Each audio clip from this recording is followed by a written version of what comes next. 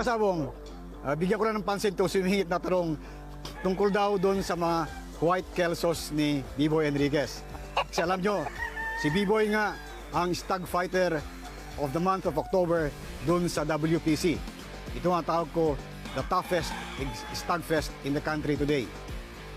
Totoo nga ba raw na galing sa Kelso yung puti na yan? Sabi nga ni B-Boy, pasi siya ay nagulat.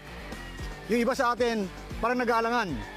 Pero alam nyo, nagpunta kami sa Amerika, may isang breeder sa North Carolina.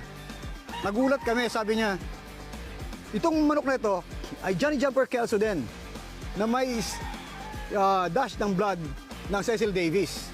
Nagulat siya, after so many years, nag-anak ng puti. Akala niya Miss Mark. Tapos yung kapatid, na ganun din, Jumper Davis din, nag-anak din ng puti. And sabi niya, for the past 20 years na binibreed niya, walang puting